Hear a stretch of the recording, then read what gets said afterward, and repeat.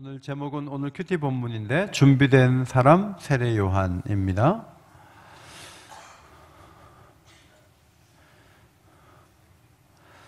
하나님께서 예수님을 돕는 사람을 세우셨을 때 똑똑한 사람도 많은데 그런 사람들을 잘 부르지 않으셨습니다.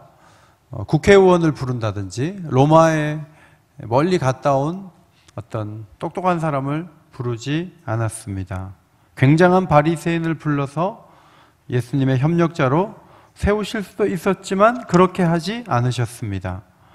하나님은 조용한 사람 요셉을 부르셨죠. 동방박사를 부르고 목자들을 부르셨습니다. 그리고 사가랴와 엘리사벳 같은 고령의 시니어를 사용해서 세례 요한을 태어나게 하시고 그 세례 요한을 사용하셨습니다. 졸업장을 많이 가진 사람을 하나님은 찾지 않으셨습니다. 집안이 좋은 사람 중에 고르고 또 고르지도 않았습니다. 조용하면서도 살짝은 고립된 인물들을 부르셨습니다.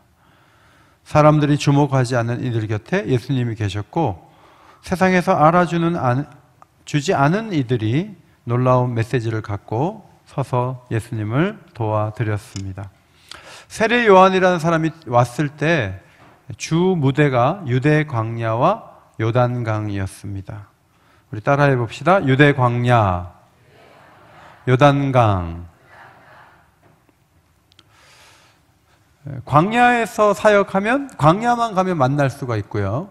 요단강에 있다 하면 가서 만나기가 어렵지가 않았어요. 저는 여기 오래 살았지만 대통령을 한 번도 못 만났어요. 제가 대통령 만나려고 그러면 대통령이 안 만나주시죠. 저희가 귤 가지고 성탄절 되기 전에 성탄 이브 축하 행사 하다가 저녁 늦게 이제 가서 이렇게 대통령 향해서 캐롤송 부르고 그러면 거기 관리하는 그 군인이 나와가지고 귤을 한 박스를 이렇게 주는데 귤은 막 여러 박스를 옛날에 받았는데 한 번도 대통령이 나온 적이 없었고 나와도 또 문제가 되는 것이죠. 대단한 사람을 만나려면 신분증 먼저 조회를 하고요. 거르고 기다리든지 그냥 돌아오든지 그런 일이 다반사지만 세례 요한을 만나려고 요단강에 가면 거기 있는 거예요. 그래서 누구나 세례 요한을 만날 수가 있는 것입니다. 요단강야로도 가서 만날 수가 있었어요. 그래서 세례 요한은 개방성을 갖고 있었다 그런 말이죠. 사람들은 굉장히 세례 요한을 좋아하고 따랐습니다. 제가 인기가 오랫동안 계속되는 사람이 누군가 좀 생각해 보니까 국민 MC 누구? 네, 누구나 얘기가 나오잖아요. 국민 MC 누구요? 유재석이, 메뚜기 유재석이 국민들이 제일 좋아하는 MC인데 이 사람의 인기가 10년, 15년 계속 되는 거예요. 상도 많이 받았고 올해는 못 받았다 그러는데 작년에 못 받았는데 하여튼 상도 많이 받고 사람들이 너무너무 좋아하는 거예요. 그래서 유재석을 제가 이렇게 보니까 저보다 못생겼어요.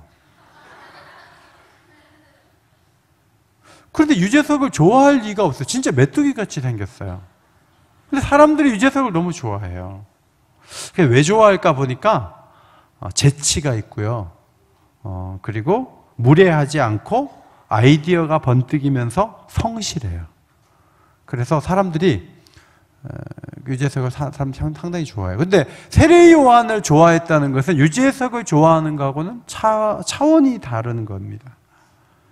이 세례 요한은 무슨 일을 하냐 하면 길 닦는 일을 했거든요. 길 닦는 일. 근데 이 길은 도로교통공단에서 소속돼서 길을 닦는 게 아니고 사람들의 마음의 길을 닦는 일을 했어요. 예수님보다 6개월 먼저 태어나서 먼저 사역을 하면서 사람들이 마음이 너무 거칠고 지난 400년 동안 선지자가 안 왔거든요. 그래서 사람들이 너무 어두워져 있고 답답하고 힘겨운 가운데 400년을 보냈어요. 성전이 있었지만 제 기능을 못했기 때문에 영적인 빛을 한 번도 보지 못한 사람이 너무너무 많았습니다. 그런데 예수님이 딱 와가지고 진리를 전하면 빛이 들어가게 된 너무 가슴이 이 거친 땅과 같았어요. 그래서 그것을 기경을 하는 거죠. 갈아엎어가지고 사람들이 예수님 말씀을 받으면 열매를 맺을 수 있을 정도로 변화시키는 것이 세례 요한이 하는 일이었습니다. 그래서 제가 이름을 지었는데 사람들의 마음의 길을 고르는 작업을 하는 사람이니까 심령도로공사 직원, 이렇게 제가 이름을 붙여봤어요. 심령도로공사 직원. 이런 얘기 들어보셨어요? 한번 읽어볼까요? 시작. 네, 심령도로가 마음의 도로가 잘 나도록 이렇게 공사하는 일을 했다, 그런 말이죠. 근데 이제 세례 요한이 자기가 좋아갖고 나선 게 아니고 예수님이 오시기 700년 전에 선지자 이사야라는 사람이 이런 놀라운 사람이 앞으로 있게 될 것이라고 말씀을 했는데, 그것이 이사야서 40장 3절 말씀이에요. 자, 앞에 보시고 장학금 받은 친구들만 큰 소리로 한번 읽어볼까요? 네, 시작! 너희는 주의 길을 준비하라. 그가 오실 길을 곧게 하라. 이 예고된 인물이에요. 주의 길을 예비하는 것이죠. 근데 이 사람은 사람들이 자기를 어떻게 보느냐 신경 안 써요. 외모도 별로 신경 안 쓰고, 먹는 것도 신경 안 쓰고, 사람들이 어떻게 볼까 이렇게 신경 안 쓰고요. 오로지 마음속에 예수님이 오시면 준비가 잘 되어서 예수님 하시는 말씀을 잘 알아듣는 작업을 내가 하면 된다, 여기에 초점을 모았습니다. 그래서 낙타털 옷을 입고 가죽들을 띠고 메뚜기와 석청을 먹으면서 절제하면서 최선을 다해 달려갔는데, 이분이 오니까 사람들이 너무너무 좋아하는 거예요. 어떤 좋아하는 모습이 나오냐 하면 5절과 6절 말씀이죠. 5절과 6절. 이때 예루살렘과 온 유대와 요단강 사방에서 다 그에게 나와 자기들의 죄를 자복하고 요단강에서 그에게 뭘 받았다고요? 세례를 받았다. 많은 사람들이 죄를 자복했다는 것이죠. 여러분, 큐티인을 읽을 때 죄 자복하는 게 여러분 그렇게 쓸 수 있겠어요? 그래서 사람 자기 이름 쓰고 있다가 올해부터는 60대 여, 50대 남 이렇게 이름을 좀 왜냐면 그게 문제가 안 되겠어요. 막 고백하고 막 자기 뭐 어두운 얘기 하면 그거 글로 나오면은 막 부산에서도 읽고 대구에서도 읽고 해가지고 얼마나 부끄러워요. 그러니까 그게 재고백이라는 게 사실 쉽지가 않아요. 그런데 세례 요한 막 계속 만나는 것도 아니고 와가지고 뭐 말씀 좀 듣다 보면요, 내가 죄인이라는 걸 사람들이 고백하기 시작하는 거예요. 잘 알지도 못한 요한 앞에서 막 털어놓는 거예요. 그러면 요한이 회개한 사람은 세례를 주는데 한두 명이 아니고 보통 오늘 오신 정도는 세례를 주는 거예요. 하루에. 저는 옥인교회에 와서 제일 기뻤던 날이 언제냐면 유아 세례를 18명이 받았어요. 18명이. 근데 부모님도 나오세요. 그러니까 36명이 나오잖아요. 그리고 애들이 18명이 있고 장로님들이 셋이고 이렇게 하는데 여기가 넘치도록 채우는. 근데 애들이 18명이나 태어났단 말이죠. 그러니까 이렇게 많으니까 유아 세례를 줄 때 얼마나 기쁨이 있었는지 몰라요. 제가 부산에서 일할 때는 세례 받으면 400명 이렇게 세례 받아요. 그리고 목사님이 10명 정도 이렇게 있으면 뒤로 40명씩 쫙 줄 서요. 그래갖고 이렇게 하는데 막 400명이 만약에 세례를 받으면요, 200명, 400명, 300명 이렇게 세례 받으면 그 얼마나 감격스러운 모습인지 모릅니다. 요한이 하루에 한 200명씩 세례 주면요, 1년이면요 몇만 명이 세례를 받는 거예요. 그러니까 엄청난 사람들이 세례를 받는 대열에 동참했던 것이죠. 그럼 이 세례는 구약에서 무슨 말씀을 근거로 이 세례가 왔느냐 했을 때 제가 사전을 좀 찾아보니까 이사야서 4장 4절을 쿰난 공동체, 이런 공동체에서 굉장히 중요하게 세례의식의 중요한 근거로 사용을 했다는 것이죠. 이사야서 4장 4절 우리 다 같이 한번 읽겠습니다. 시작! 주께서 심판하는 영과 소멸하는 영으로 시온의 딸들의 더러움을 씻기시며 예루살렘의 피를 그 중에서 청결하게 하실 때에. 유대인의 종교적 씻음의 의식 가운데 물로 씻는 의식이 있는데요, 이제 물이 이게 많아지면요 침몰하는 물이 되는 거예요. 그러니까 노아 홍수 때 물이 사람들을 다 휩쓸어 가지고 다 심판을 했잖아요. 이런 관점에서 보면 세례를 받는 가장 큰 이유는 물이 막 와가지고 사람들을 심판하기 전에 먼저 세례를 받고 그런 심판을 면하게 된다. 그런 의미가 있는 거예요. 그래서 심판받지 않으려면 세례를 받아야 되는 거고 회개를 해야 되는 거죠. 그래서 세례 요한의 주요 메시지가 무엇인가 하면 회개하라, 천국이 가까이 왔느니라. 다 같이 한번 해봅시다. 회개하라, 천국이 가까이 왔느니라. 이제 이 선포를 하게 되는 거죠. 천국이 가까이 왔다 그랬는데 이 말 속에는요, 회개를 안 하면 천국에 못 가고 심판을 받는다, 이 얘기가 되는 거예요. 그래서 심판을 받지 않으려면 회개해야 되고 회개하면 천국 사람, 백성이 될 수 있다. 이제 그 말을 하는 거죠.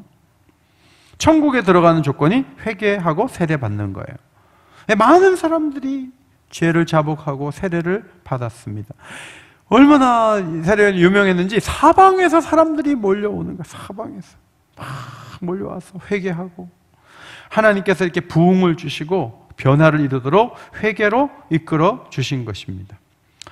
그런데 이 세례 요한이 막 세례를 주고, 여러분 같은 숫자를 매일 세례를 준다고 보세요. 그럼 막 세례 준 사람이 얼마나 막 마음이 뿌듯하고 내가 대단한 인간, 사람이다 이런 생각을 하지 않겠습니까? 그런데 요한은요, 그 물세례를 주면서 자꾸 그런 말을 했어요. 내 뒤에 누가 오시는데 나는 물로 세례를 주지만 그분은 성령과 불로 세례를 줄 거라고. 그러면서 누군가 온대, 자기는 주연이 아니래요. 누군가 와가지고 대단한 일을 하실 거라고 그렇게 계속 얘기를 하는 거예요. 자기는 뒤에 오시는 분의 신발을 들기도 감당하지 못할 사람이다, 이렇게 이야기를 했습니다.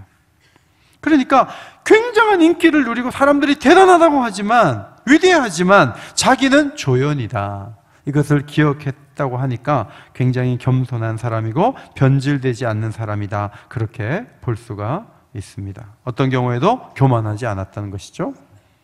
그런데 놀라운 것은 이제 똑똑한 사람들도 오고 종교인들이 오기 시작했는데 7절에 보면 많은 바리새인과 사두개인들이 세례 베푸는 대로 막 오니까 이제는 지식층도 오고 대단한 사람도 오니까 자기의 위상이 더 높아지겠는데, 보통 사람이 올 때는 회개할 때 다 받고 세례 주고 계속 그렇게 했거든요. 그런데 굉장히 굉장한 사람들이 이렇게 오는데 그 사람들에게 대해서 마음을 열고 환영하고 그렇게 안 하고 뭐라고 얘기하냐면 이렇게 얘기했어요. 독사의 자식들아, 누가 너희를 가르쳐 임박한 진노를 피하라 하더냐. 그러므로 회개에 합당한 열매를 맺고 속으로 아브라함이 우리 조상이라고 생각하지 말라. 내가 너희에게 이르노니 하나님이 이 돌들로도 아브라함의 자손이 되게 하시리라. 그렇게 외쳤습니다. 이 바리새인과 사두개인들은 성경을 잘 아는 사람이고요, 외우는 것도 엄청 많이 하고 전통적인 흐름을 민감하고 권위를 갖고 사람들을 이끄는 영적 지도자들인데, 저들은 아주 철저하게 하나님을 섬기고 사람들이 존중하는 사람들인데, 요한이 보기에는 혈통을 의지하는 거예요. 방심하고 있는 거예요. 이제 심판받을 사람이라고 단호하게 지적을 한 거예요. 이 사람들이 왜 세례받는 그 자리에 왜 왔는지 아세요? 왜 왔냐면 자기네들도 시대의 흐름을 따르기 위해서 온 거예요. 모두가 스마트폰 쓰는데 혼자 투지폰 썼어요. 그러면 아무리 보수적인 사람도 나도 스마트폰을 좀 써볼까 그러지 않겠어요?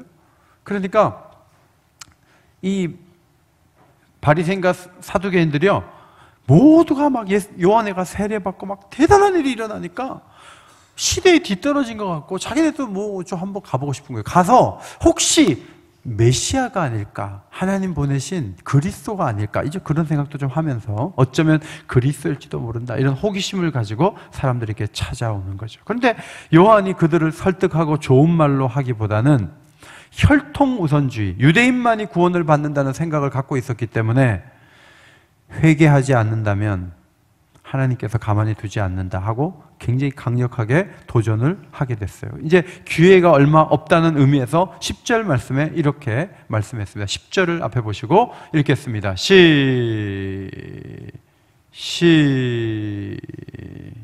시작.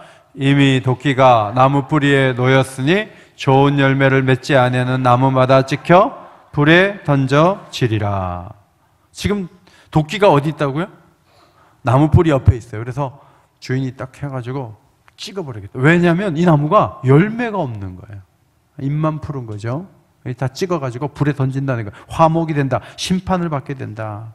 그러면서 하나님께서 손에 키를 들고 있다. 그래서 알곡과 쭉정이를 구분한다는 거죠. 이렇게 키를 가지고 이렇게 하면요, 바람에 휙 날리면 쭉정이는 날아가고 알곡은 밑에 떨어지잖아요. 이제 그렇게 한다는 거예요. 예수님께서 손에 키를 들고 알곡과 쭉정이를 구분해서 심판받을 자를 심판받게 하고 구원받을 자를 구원받게 할 것이다. 이러면서 세례를 주면서 세례 요한의 사역을 했던 것이죠. 자, 이런 메시지를 쭉 보면 세례 요한은요, 자기 뒤에 오시는 예수님은 굉장한 심판을 하실 것이라고 기대를 한 것 같아요. 그래서 심판을 통해 악을 제거해서 세상을 좋게 만들 사역을 예수님이 할 거라고 기대를 한 것 같습니다. 그리고 계속 예수님을 이제 마음속에 그리는 거죠. 자, 자기가 200명에게 매일 세례를 줬다. 그러면 예수님은 2000명에게 줄지도 모른다. 이런 생각을 하신 것 같고, 자기가 유대 광야에서 했지만 예수님은 예루살렘에 들어가서 아주 본격적으로 해갖고 대제사장과 로마 정치인까지도 세례를 주고 막 그런 일을 상상을 하고 있었어요. 근데 예수님이 나타나셨는데 예수님이 주로 어디서 사역하셨냐면 북쪽 갈릴리 쪽에 사역하셨어요. 거기는 서민들이 사는 동네예요. 예수님이 대단하게 뭔가 할 줄 알았는데 위에 어디 언덕 위에 그 집 그런 데 돌아다니면서 일을 하시는 것 같은 느낌을 받았습니다. 그러니까 속상한 거죠. 우리나라에 박병호라는 홈런 타자가 있는데 이제 미국에 가가지고 처음에 좀 잘했는데요.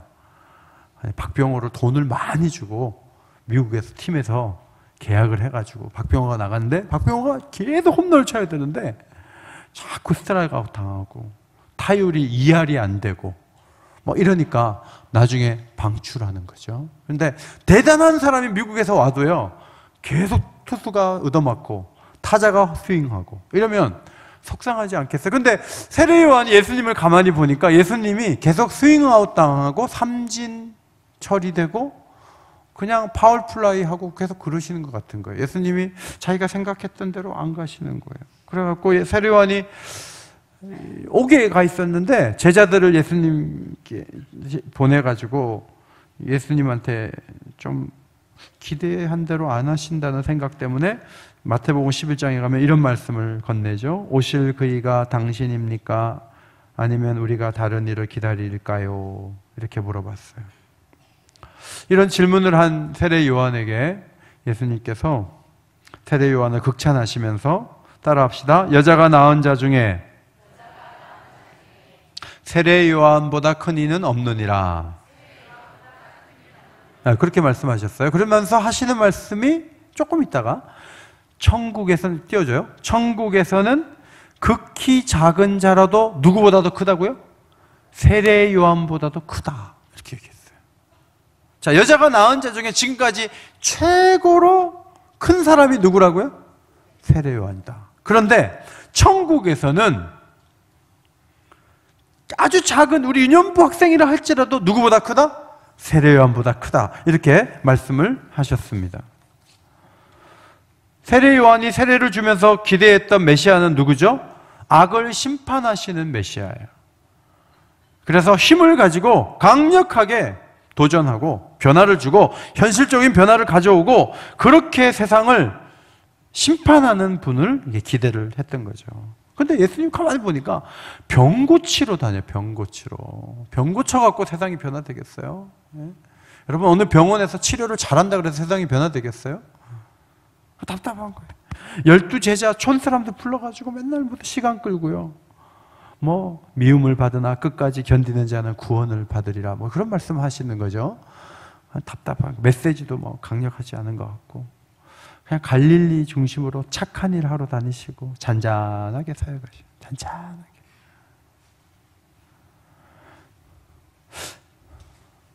오히려 자기가 더 잘한 것 같아. 예수님 보면은. 그게 회의감이 드는 거예요. 회의감. 장애인들 맨날 가까이 하고 병자 치유하고 가난한 자에게 복음이 전파되는. 근데 예수님은 구약이 말한 메시아는 장애인과 병자를 치유하고 가난한 자에게 복음이 전파되는 현상이 일어나면 그게 메시아라고 예수님 직접 말씀하시면서 이렇게 말씀하셨어요. 따라합시다. 누구든지 예수로 말미암아 실족하지 않는 자가 복이 있느니라. 잘 준비된 세례 요한이지만 어느 순간에는 예수님께 실망하는 거죠. 예수님은 그럴 줄 몰랐다고. 그러면서 예수님은 야, 나 때문에 그렇게 실족하냐? 실족하지 않으면 복이 있는데 이렇게 말씀을 해주셨어요. 여러분, 성경에 잘 준비된 사람이 많이 나오는데 실족하잖아요. 욥도 실족하죠. 노아도 큰 목표가 이루어진다면 실족하잖아요. 모세도 많은 일을 하면서 실족하고, 엘리야는 갈멜산의 기적 앞에서 흔들리지 않았지만 그런데 이세벨이 딱 나타나가지고 한마디 딱 하니까 실족하고, 베드로는 다 굴기 전에 3번 부인하면서 실족하고, 마가라한 요한은 선교지에서 갑자기 되돌아가면서 팀에서 벗어나면서 실족하고. 성경에는요, 잘 준비된 사람이 하나님께 실망하고 자기에게 실망하고 이게 무너지는 경우가 굉장히 많아요. 특별히 여러분, 예수님은요, 여러분이 생각하는 분이 아닐 수도 있어요. 처음 예수를 믿고서 이런 분일 거라고 했는데 헛짚은 경우가 상당히 많아요. 지금 세례요한이 헛짚었거든요. 대단한 거라고 생각했어요. 세례요한의 그 3장의 메시지를 보면 굉장히 세상을 깨끗하게 만드는 분으로 보는 거예요. 심판하는 분으로 보는 거예요. 그것이 복음의 핵심이라고 봐요. 그런데 예수님이 오셔가지고 세상을 뒤엎지 않죠. 오히려 약함으로 강함 되시는 그 길을 걸어가면서 약한 면을 계속 노출을 시키는 거죠. 그런데 여러분, 세례 요한의 제일 안타까운 게 뭐냐면 십자가를 지고 죽고 3일 만에 살아날 거라는 건 몰라요. 십자가를 지심으로 죽음을 극복하고 3일 만에 살아나셔서 죄와 사망의 권세를 다 깨부시고 모든 인생의 가장 어두운 부분을 터치하시면서 우리들을 끌어올리실 것이라는 이 놀라운 메시지와 이 세계를 세례 요한은 몰랐어요. 말로는 세상 죄를 지고 간 하나님의 어린 양이라고 했지만 그분이 그렇게 비참하게 죽고 그리고 3일 만에 강력하게 살아날 것을 못 봤죠. 왜냐하면 먼저 죽었기 때문에. 세례 요한은 어쩌면 예수님의 동선이 갈릴리가 아니고 예루살렘이 되어야 된다고 생각했던 것 같아요. 권력의 중심으로 쏙 들어가서 그냥 다 해결하고 정권을 새로 세우고 그런 것을 염두에 뒀는지도 몰라요. 그런데 세례 요한의 기대대로 주님은 걷지 않았어요. 전혀 다른 길을 갔어요. 그래서 예수님이 하신 말씀이 마태복음 11장 11절이에요. 다 같이 읽읍시다. 시작. 천국에서는 극히 작은 자라도 그보다 크니라. 여자가 낳은 자 중에 세례 요한은 가장 큰 자였으나 천국에서는 극히 작은 자라도 그보다 크다. 왜 그런지 아세요? 예수님을 천국의 작은 자는 잘 알아요. 사실 유년부 어린이들이 세례 요한보다도 예수님에 대해서 더 확실하게 들을 수도 있고 말할 수도 있는 것이죠. 예수님은 죽음의 권세와 죄의 권세를 정복하셨잖아요. 그리고 그 권세를 우리에게 주신 거예요. 그래서 우리는 세례 요한보다 큰 일을 할 수 있다 없다? 예수님은 할 수 있다 이렇게 보시는 거예요. 그러면 예를 들면 세례 요한은 칼로 싸우는 사람이다. 그러면 우리는 유년부 어린이는 뭘로 싸워요? 이만한 칼로 싸우면 유년부 어린이는 더 큰 칼로 싸우면 칼을 들 수가 없잖아요. 유년부 어린이는 총을 갖고 싸우는 거예요. 그럼 유년부 어린이가 이겨요? 큰 칼 가진 사람이 이겨요? 유년부 어린이가 이기는 거예요. 하나 예수님을 더 명확하게 보는 사람이 더 놀라운 병기를 갖고 있다. 그런 말이죠. 자, 우리 모두는요, 성령의 능력을 경험했어요. 마귀의 전략을 알고 있어요. 교회와 함께 기도해요. 동력자들이 옆에 있어요.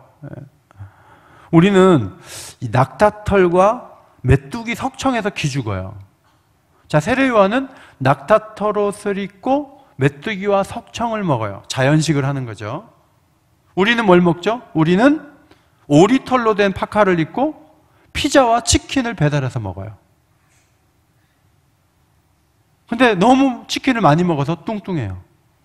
우리들이에요. 그래서 우리는 이렇게 메뚜기 먹고 이렇게 절제해서 사니까 세례 요한 나는 너무 뚱뚱해.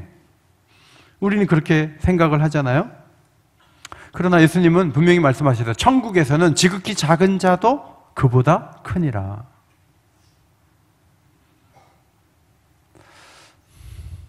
(100년) 전에 왕으로 살았던 사람이 잘 삽니까? 100년이 지난 보통 한국의, 대한민국의 국민이 잘 삽니까?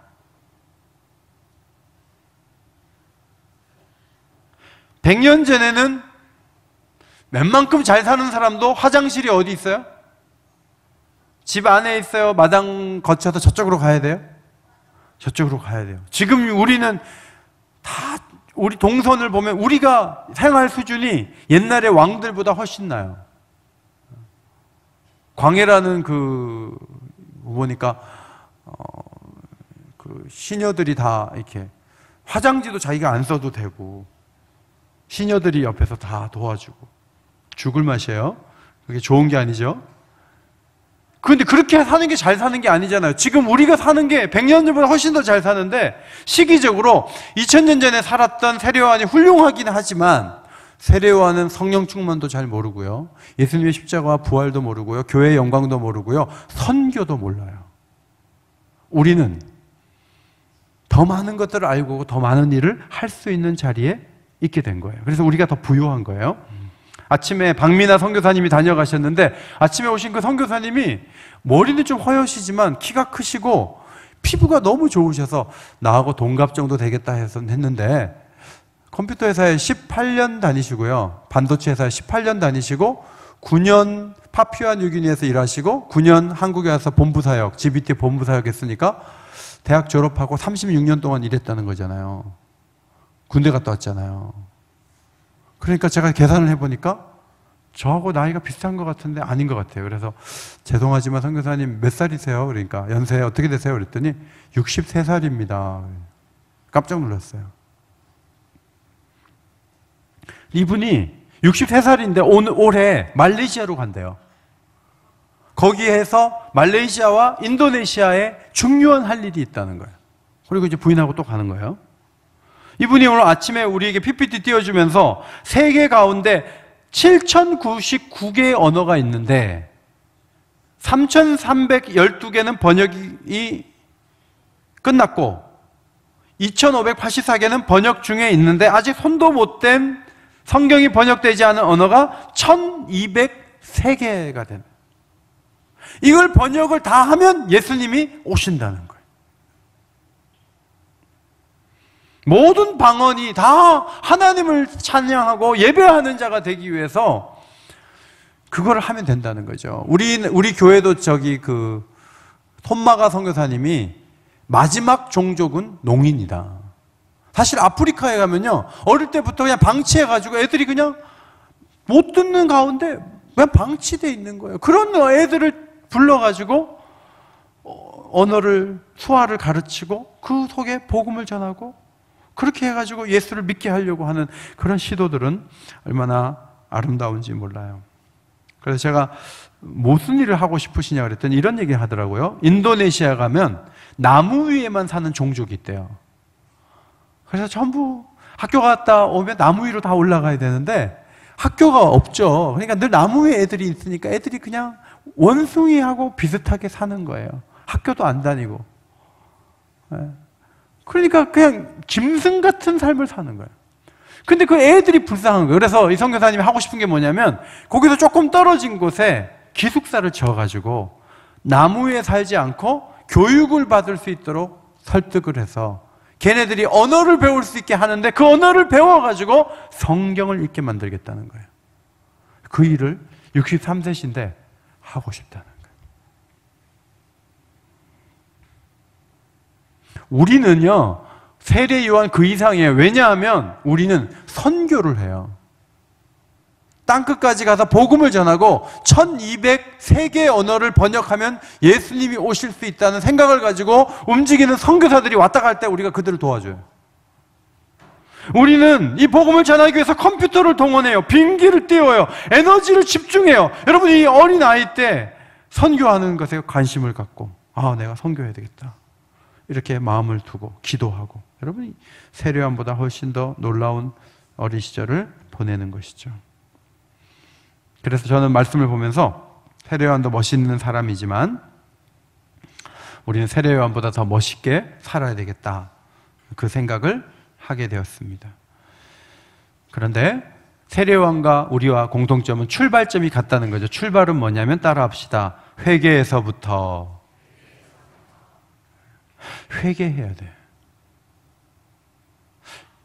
씨앗을 아무리 던져도 회개하지 않으면 그러면 씨앗이 열매를 맺을 수 없는 것처럼 회개에 합당한 열매를 맺어야 한다. 죄에서 돌아서고 잘못된 습관에서 올해는 돌아서야 한다. 우선순위를 잘 조정해야 되고 하나님께 집중해야 된다. 그런 말씀이에요. 그래서 세례 요한은 예수님이 오실 길을 준비했지만 우리는 다시 오실 예수님이 오실 길을 준비하는 사람들이다. 회개를 언제 해야 되냐면 날마다 하는 거죠. 날마다 하고 우리의 죄를 아파하면서 함께 회개의 길을 열어서 성령님께서 마음껏 일하실 수 있는 대로를 열어놓는 것이 우리가 할 일인데, 그렇게 되기 위해서는 기도해야 됩니다. 기도의 동력자가 필요하고 더 많은 기도의 시간이 요구됩니다. 오늘도 우리는 그 일을 위해서 기도하기 위해서 이 자리에 모였습니다. 지난 한 주간 다음 세대 아이들이 와서 기도를 했거든요. 기도를 했는데 저희가 이제 인원이 150명 내외가 계속 한 달 3일 기도를 한없이 계속 모였어요. 모였는데 다음 세대가 이번에 오늘 상 받은 학생이 70명이에요. 대상이. 얘네들이 오니까 우리가 220명이 됐어요. 숫자가 중요한 건 아니에요. 그러나 하나님의 교회가 기도에 불을 붙여야 돼요. 그리고 같이 기도를 해야 돼요. 그리고 이번에 감사한 건 뭐냐면 오늘 얘네들이 막 들볶아가지고 부모님을 깨워갖고 나왔어요. 그래서 지난 10년 동안 새벽기도 안 나오시는 분들이 계셨거든요. 그런데 그분들이 애들이 들볶아가지고 눈을 비비면서 애들하고 같이 나왔어요. 여러분, 깨워서 기도해야 될 이유가 뭐냐면 우리는 세례 요한 그 이상의 목표도 있고 선교적인 사명도 있고 가야 될 길이 분명하기 때문에 그렇습니다. 이번에 너무 감사한 것은 강사님들이 저한테 한 얘기예요. 애들이 너무나 또렷하게 듣고 있는데 새벽에 어른들이 좀 자는 분들이 계시던데요, 이렇게 얘기하더라고요. 애들은 처음 나왔기 때문에 잘 수가 없어요. 너무 이상한 환경이고 너무 새벽부터 애들은 막 두리번거리면서 막 이렇게 말씀을 받았어요. 근데 어른들은 계속 잘 나오셨기 때문에 새롭지 않기 때문에 또 새로운 낯선 강사를 보면서 조금 부담이 되기 때문에 눈을 감으신 분들이 계셨대요. 성도 여러분, 하나님의 교회가 기도를 더 많이 해야 되겠어요. 올해는 더 많이 기도하고 세례 요한보다 더 큰 자가 되어서 앞으로 달려가는 일에 다음 세대가 힘을 합하고 그래서 더 강력한 교회, 주님을 기쁘시게 하는 교회를 이루시기를 예수의 이름으로 축원합니다. 축원합니다.